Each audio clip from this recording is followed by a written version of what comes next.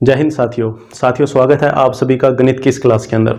साथियों, आज की इस वीडियो के अंदर हम कक्षा 12 के लिए राजस्थान बोर्ड परीक्षा पूरक परीक्षा 2012 में जो संपन्न हुई थी गणित विषय के लिए, उस परीक्षा में जो गणित के जो पहला जो चैप्टर था संबंध और फलन वाला, वहाँ से कोई 2 क्वेश्चन पूछे गए थे। हम उन दोनों क्वेश्चंस को आज इसमें सोल्व कर रहे हैं। तो देखना, पहला जो क्वेश्चन है, इस क्वेश्चन के अंदर आपको कोई संबंध दिया हुआ है R और समूचा दिया हुआ है A। सिद्ध करना है कि ये जो R है, ये जो संबंध R है जो कि A में परिभाषित है, वो एक सममित संबंध है। यदि और केवल यदि अगर R इनवर्स के क्या होगा, बराबर होगा। R इनवर्स का मतलब यहाँ पर है प्रतिलोम संबंध, और यदि और केवल यदि का मतलब ये है कि हमें दोनों कंडीशन का यूज करना है। पहली कंडीशन मतलब कि आपको मानना है कि जो R है वो सममित है, तो सिद्ध करेंगे R इनवर्स के बराबर है। अगली जो कंडीशन है उसमें R को R इनवर्स के बराबर मान लेंगे और सिद्ध करेंगे कि जो संबंध है वो कैसा है, सममित है। इसको बोलते हैं वाइस वर्सा। यदि और केवल यदि कि अगर ये कंडीशन मानते हो तो इसको सिद्ध करना पड़ेगा, और इस कंडीशन को मानते हो तो इस ऊपर वाली कंडीशन को सिद्ध करना पड़ेगा। तो चलिए शुरू करते हैं इस क्वेश्चन को। तो सबसे पहले अपने यहाँ पे लिखेंगे, सबसे पहले तो अपने लिखेंगे कि दिया गया संबंध, ठीक है ना, दिया गया संबंध, दिया गया संबंध। अब दिया गया संबंध है R, A में परिभाषित है। ये जो संबंध है वो परिभाषित कहां पर है, A में। तो ये क्लियर है कि R जो है वो उप समुच्चय होगा A क्रॉस A का। अगर R A क्रॉस A का उप समुच्चय होगा तो हम ये बोलेंगे कि जो R इनवर्स है ये भी A क्रॉस A का ही क्या होगा, उप समुच्चय होगा। कि इन दोनों को इंटरचेंज करने से कोई फर्क पड़ने वाला है नहीं, यहाँ R इनवर्स आ गया। ठीक है, पहली बात तो ये कि अगर R A में परिभाषित है तो R इनवर्स भी कहाँ परिभाषित होगा, A में परिभाषित होगा। अब हम क्या करेंगे, सबसे पहले तो इस सममित वाली कंडीशन को मान के चलेंगे और सिद्ध करेंगे R बराबर R इनवर्स। तो यहाँ लिखेंगे सबसे पहले तो कि मान लेते हैं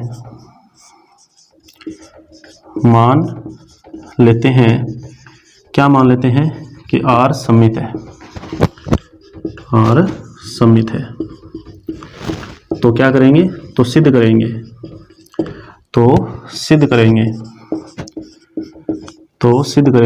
क्या सिद्ध करेंगे कि R किसके बराबर है, R इनवर्स के बराबर है। मतलब 2 समुच्चय हमको बराबर करने हैं, R को R इनवर्स के क्या करना है, बराबर करना है। तो अगर इस समुच्चय को इस समुच्चय के बराबर करना चाहते हैं तो आपको इसका कोई अवयव लेना पड़ेगा। R का जो अवयव है वो क्रमित युग्म जैसा अवयव होगा, क्योंकि ये R जो है ना वो A क्रॉस A, ये कार्तीय गुणन के बराबर है या इसका उपसमुच्चय है। तो R में जो अवयव है वो क्रमित युग्म के प्रकार का होगा। तो अपने क्रमित युग्म के प्रकार का कोई अवयव मान के चलेंगे। तो यहाँ लिखेंगे अपने कि मानना x, y, ये क्रमित युग्म बना लिया मैंने x और y का। ये अवयव है किसका, R का। इसको मैंने R का अवयव मान लिया, जहां x, y ये बिलोंग करेंगे A में से। मतलब ये तो है क्रमित युग्म का अवयव, क्रमित युग्म से बनने वाला अवयव है ये, जो कि संबंध के अंदर है। किसके अंदर है, संबंध के अंदर है। और ये जो x और y जो अवयव हैं अलग अलग, ये A समुच्चय में से लिए गए हैं, क्योंकि जो संबंध परिभाषित हुआ है वो A में परिभाषित हुआ है। इसलिए अगर ये x और y इस R के अवयव हैं तो मैं ये लिखूंगा कि y, x जो है वो भी R का ही अवयव होगा। अब मैंने ये क्यों लिखा, ये मैंने इसलिए लिखा क्योंकि आपको देखो यहाँ पे लिखा हुआ है कि R कैसा है, सममित है। तो ये सममित संबंध की परिभाषा है कि अगर ये अवयव R का है तो इनको अगर मैं इंटरचेंज कर दूंगा तब भी वो किसका रहेगा अवयव, वो R का ही रहने वाला है। अब देखना, अब प्रतिलोम की परिभाषा ये थी कि अगर इन दोनों को इंटरचेंज करते हैं तो R की जगह क्या आ जाएगा, R इनवर्स आ जाएगा। और कक्षा 11 में हमने पढ़ा हुआ है कि अगर कोई अवयव किसी एक समुच्चय में है और किसी ना किसी तरीके से हमने सिद्ध कर दिया कि वो अवयव किसी दूसरे समुच्चय में भी है, तो ये वाला समुच्चय इस समुच्चय का उप समुच्चय बन जाएगा। मतलब हम यहाँ लिखेंगे कि R उप समुच्चय है किसका, R इनवर्स का। ये हमारे क्वेश्चन का फर्स्ट पार्ट कंप्लीट हो गया। ठीक है, आप इसको नोट कर सकते हैं इतने को कि हमने पहले कोई अवयव मान लिया R का और सिद्ध कर दिया कि वो अवयव जो है वो R इनवर्स के अंदर भी है। अगर ये अवयव R की जगह R इनवर्स में भी चला गया, मतलब R में तो है ही और R इनवर्स में भी अगर चला गया, तो इसका मतलब ये R खुद R इनवर्स का क्या बन गया, उपसमुच्चय बन गया। अब इसी तरीके का हम काम जो वो वापस अब आर इनवर्स के लिए करेंगे। तो मतलब ये भी ये क्वेश्चन का फर्स्ट पार्ट कंप्लीट हुआ है। अभी इसका फर्स्ट पार्ट का अभी सेकंड जो पेंडिंग वर्क है वो भी कंप्लीट अभी हुआ नहीं है अभी, है ना, कि अभी हमने सिर्फ इतना ही सिद्ध किया है कि जो आर है वो आर इनवर्स के अंदर है। तो अभी आगे देखना,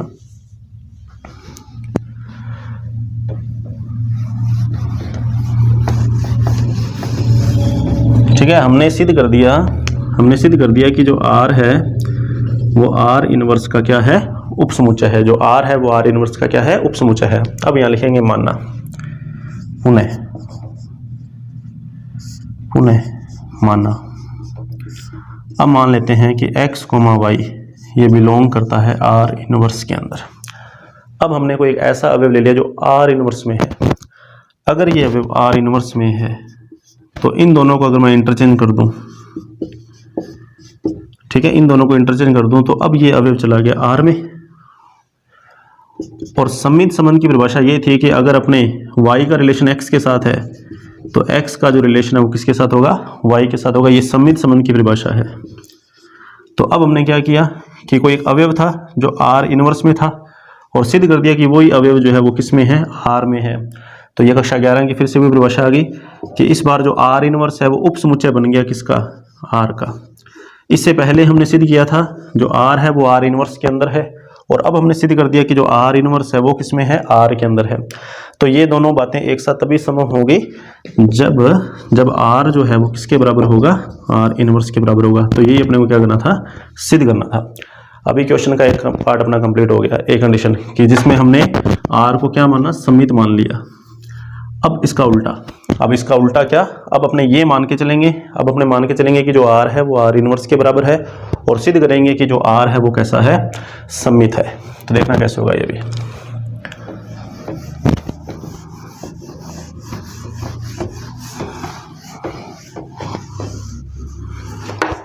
अब लिखेंगे माना r बराबर r इनवर्स। तो सिद्ध करेंगे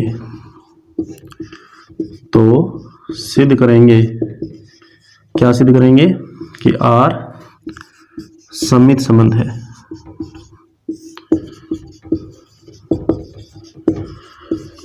तो लिखेंगे पुनः कि माना x, y बिलोंग करता है r में, जहां x और y ये a के अवयव हैं। जहां x और y किसके अवयव हैं, a के अवयव हैं। अगर ये x और y r में बिलोंग कर, मतलब ये जो क्रमित युग्म है अगर ये r के अंदर है तो क्या ये क्रमित युग्म r इनवर्स में होगा? बिल्कुल होगा, क्योंकि r बराबर है किसके, r इनवर्स के। तो अगर ये अवयव r में है तो यही अवयव किस में होगा, r इनवर्स में भी होगा। अब प्रतिलोम की परिभाषा क्या है कि अगर इन दोनों को इंटरचेंज करेंगे तो यहां से इनवर्स हट जाएगा, सीधा क्या आ जाएगा, r आ जाएगा। और अब देखना हमने क्या सिद्ध कर दिया, हमने सिद्ध कर दिया कि कोई एक अवयव है x, y जो कि r का अवयव है, और हमने सिद्ध कर दिया कि इनको इंटरचेंज कर देंगे तब भी वो किस में है, r में है। तो ये तो सम्मित संबंध की परिभाषा हुई। दैट मीन्स r एक सम्मित संबंध है,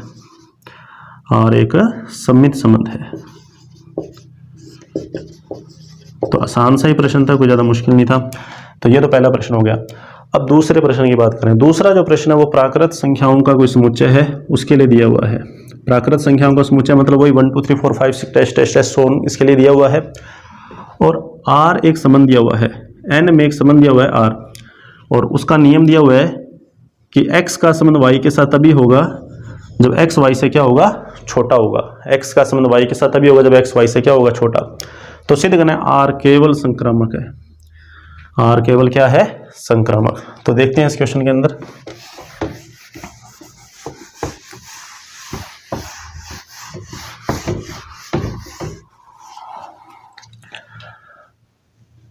दूसरा क्वेश्चन, दिया गया समुच्चय। तो समुच्चय है n का मतलब क्या होगा, 1 2 3 और इसी तरीके से चलता रहेगा ये। और n में एक संबंध दिया हुआ है r, ठीक है ना, n में एक संबंध दिया हुआ है r। और आर में जो भी अवयव आएगा, आर में जो भी अवयव आएगा वो कैसा होगा कि एक्स वाई से छोटा होगा। अगर ये अवयव आर में है तो एक्स वाई से क्या होगा, छोटा होगा। पहले वाला दूसरे वाले से छोटा होगा।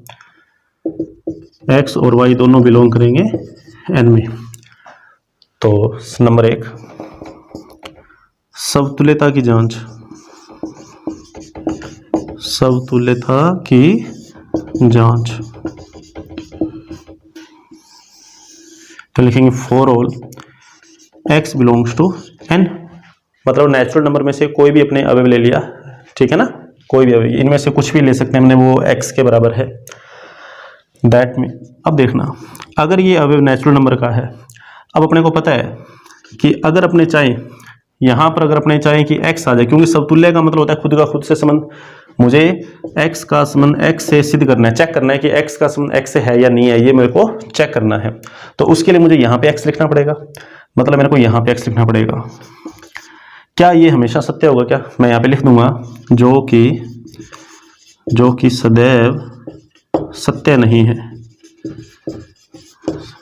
ये कभी भी सत्य नहीं हो सकता, ठीक है, जो कि सदैव सत्य नहीं है, कि कोई भी संख्या खुद से छोटी नहीं हो सकती, कि 1 छोटा है 1 से गलत है, 2 छोटा है 2 से गलत है, 3 छोटा है 3 से गलत है, मतलब कोई भी संख्या खुद से छोटी नहीं हो सकती। तो इसका मतलब खुद का खुद से रिलेशन नहीं हो सकता। समतुल्य के लिए खुद का खुद से रिलेशन, यहाँ x होना चाहिए था, लेकिन यहाँ पे x नहीं आ सकता समतुल्य, क्योंकि इस नियम के अनुसार, ये जो नियम है वो नियम ये बोलता है कि x का रिलेशन y से तभी होगा जब x वाला मान y से क्या होगा, छोटा होगा।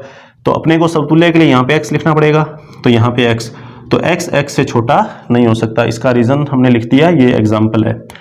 दैट मीन्स x, बिलोंग नहीं करेगा R में, दैट मीन्स R समतुल्य नहीं है, ठीक है। ये तो हो गया अपना फर्स्ट पार्ट कि R जो है वो समतुल्य नहीं है। अब इसका सेकंड पार्ट, संक्रामक तो लास्ट में देखेंगे, अपने सम्मित के लिए देखना है कि सम्मित है या नहीं है।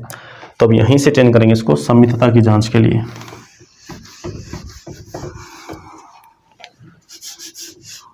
तो यहां लिखेंगे नंबर 2, सम्मितता की जांच।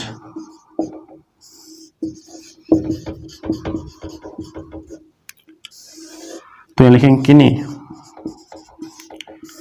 किन्हीं x, y belongs to n के लिए माना x का संबंध है y के साथ, तो जांच करेंगे कि y, x belongs to r सत्य है या नहीं, ठीक है। ये अपने को चेक करना है। सम्मित का मतलब यही है कि अगर x का रिलेशन y से है तो y का रिलेशन x से होना चाहिए। तो इसके लिए देखना कैसे करेंगे।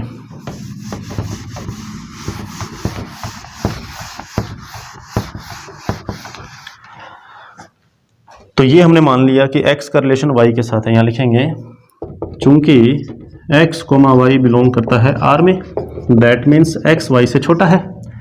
x का रिलेशन y से तभी होगा जब x y से छोटा होगा। यहाँ पे लिखा हुआ है कि x का रिलेशन y से तभी होगा जब x y से क्या होगा, छोटा होगा। अगर x y से छोटा है तो y को इधर ले आओ माइनस का y, और x को उधर ले जाओ तो माइनस का x। हमने पक्षांतरण कर दिया। यहाँ आप चाहो तो माइनस का गुणा भी कर सकते हो, बस माइनस वाले में थोड़ा ध्यान रखना। अगर माइनस का गुणा करोगे यहाँ पे माइनस का x, तो ये निशान चेंज हो जाएगा ऐसे। तो आप चाहो तो इसको इधर ले और उसको उधर ले जाओ, ठीक है। माइनस का y जैसे इधर है तो प्लस का y बन गया, और ये उधर गया तो प्लस का x बन गया। अच्छा, ऊपर कह रहा है कि x y से छोटा है, नीचे कह रहा है कि y x से बड़ा है। एक ही बात है, चाहे उसको ना भी चेंज करोगे तो आप यहीं पे देख सकते हो कि y बड़ा है और x क्या है, छोटा है। कि कोई भी संख्या है, अगर इस तरीके से नहीं भी करना, मान लो इस तरीके से नहीं भी करना, तो आप एग्जाम्पल भी ले सकते हो कि जैसे मान लो कि 1,3, अपने को पता है 1 का रिलेशन 3 से होगा, क्योंकि 1 3 से छोटा है। कि अपने को पता है कि 1 जो है ना वो 3 से क्या है, छोटा है। लेकिन अगर 3 और 1 की बात करेंगे ना तो 3 1 से क्या है, बड़ा है। 3 1 से क्या है, बड़ा है। मैं ये नहीं कह सकता, मतलब 3 1 से छोटा है तो ये गलत है, 3 1 से छोटा लिखना गलत है। वही चीज यहाँ पे है कि x छोटा है y से, तो y छोटा हो x से, ये तो गलत है, y x से बड़ा है। सिंपल सी बात है कि अगर x छोटा है y से तो y x से क्या होगा, बड़ा होगा। y x से छोटा तो हो नहीं सकता। अगर y x से छोटा नहीं हो सकता तो y, x बिलोंग नहीं करेगा R में, और y, x बिलोंग नहीं करेगा अगर R में, इसका मतलब जो y, x है वो तो गलत हो गया। फिर y, x सत्य नहीं होगा R के लिए। अगर ये R के लिए सत्य नहीं है तो R जो है वो सममित नहीं है।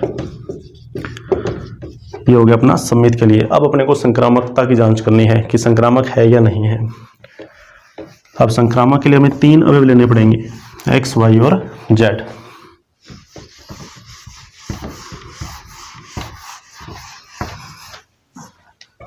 नंबर 3, संक्रामकता की जांच।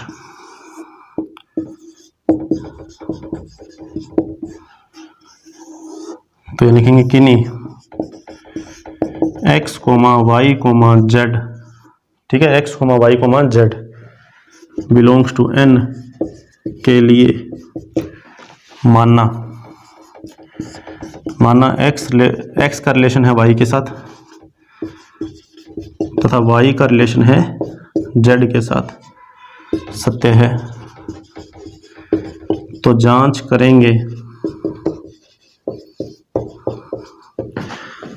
करेंगे कि x का रिलेशन z के साथ सत्य है या नहीं। ठीक है ना, ये हमें संक्रामकता के लिए देखना है कि पहले तो कोई 3 अवयव ले लिए नेचुरल नंबर के, फिर मान लिया कि x रिलेटेड है y से और y आगे संबंधित है z से, ये तो हमने सत्य मान लिया। तो जांच क्या करेंगे कि x जो है वो z से संबंधित है या नहीं है। तो इसके लिए देखना कैसे लिखेंगे कि चूंकि x रिलेटेड है y से, दैट मीन्स x छोटा y से, और y, z belongs to R का मतलब हो गया कि y छोटा z से, कि x छोटा है y से और y छोटा है z से। अब ये दोनों जो असमीकाएं हैं, ठीक है ना, इन दोनों असमीकाओं को अपने एक साथ भी तो लिख सकते हैं कि x छोटा है y से और आगे y छोटा है z से। तो अगर अपने कोई संख्या y से छोटी है, कोई x है y से छोटा और y आगे z से छोटा है, तो यहाँ से अपने ये भी तो कह सकते हैं कि x जो है वो छोटा है किससे, z से। एग्जाम्पल भी ले सकते हैं कि 1 छोटा है 3 से, 3 छोटा है 5 से, तो सिंपल सी बात है 1 5 से भी क्या है, छोटा है। तो ये एग्जाम्पल साथ में दे सकते हैं। तो अगर x z से छोटा है तो इसका मतलब x रिलेटेड हो गया z के साथ, और अगर x z से रिलेटेड हो गया तो R जो है वो कैसा संबंध है, संक्रामक संबंध है।